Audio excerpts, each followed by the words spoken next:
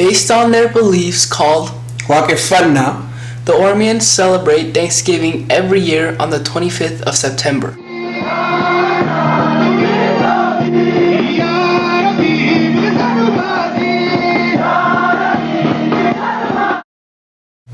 According to Oromians' theological belief, there is only one God for all creation, and this God is a loving creator attainable through meditation upon the remembrance of God's name.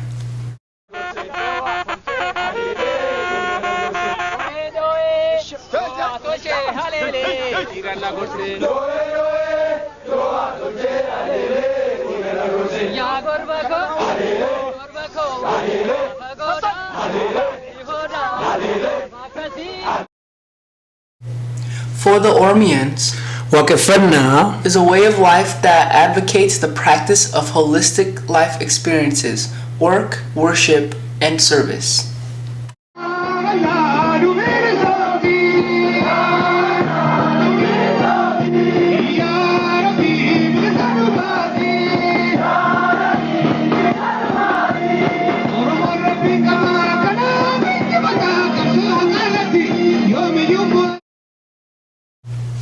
As the largest spiritual practice in the world, Waqeffanna recognizes the oneness of humanity without any earthly distinctions.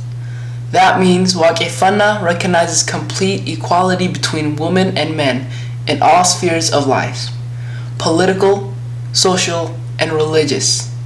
On the day of celebration, the Kalu dresses in traditional garb and goes out to the nearest river or natural springs with believers.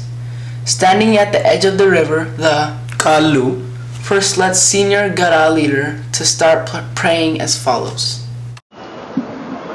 Aye haye, aye haye, aye haye, waka umama, waka bokku gurracha, waka chicho gurratti, waka haro burka wanabu, waka chaffetuma, waka odanabe, waka shanangada Oromo, waka burka finfinne, waka sagaltama garba, waka saglam borana, waka sadef fichan tulama, waka torban barentumma, waka jaan horagalan, waka shanan kura jidda, waka arrumaru, waka afran gumbichu, waka sade nada, waka jaan bacho, waka sade sodo. Nagam bulle nagano. God of universe, God of creatures, God of nations, God of planets, God of time and God of space, the mysterious God of vital force, birthing glory from which all our actions grow, the God of fertile function, the vital force producing and sustaining all life on every virtue. One God of hundreds of names, from you is born age to age renewed life. God praised in hundreds of languages, from you is born oneness.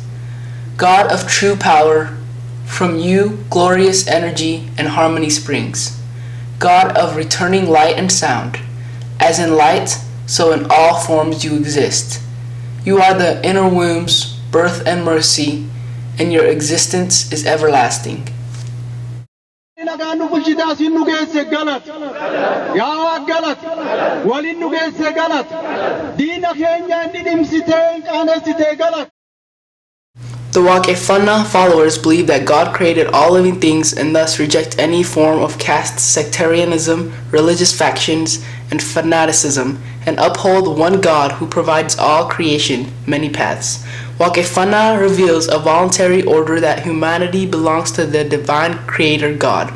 Without form or gender, everyone has direct access to God and everyone is equal before God.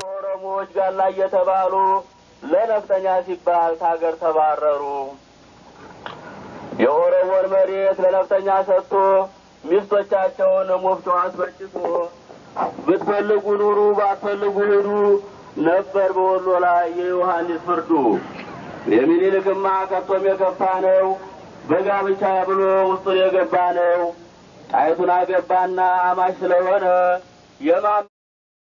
Today, there are 915 million Waqeffanas living around the world. out of which 225 million live in China, 190 million in Latin America, and 500 million of them live in the African continent.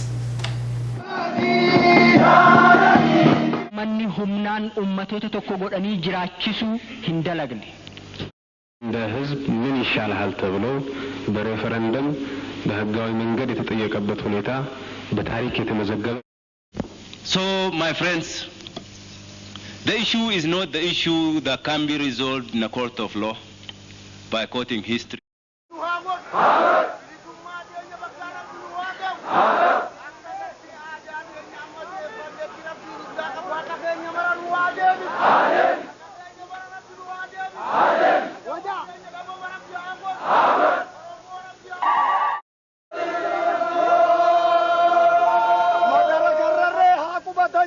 مدركم الرهاق بدن جنة ربي أخون ربي أخون ربي أخون أبو بيجا كمال لها يا من جنة ربي أخون ربي أخون ربي أخون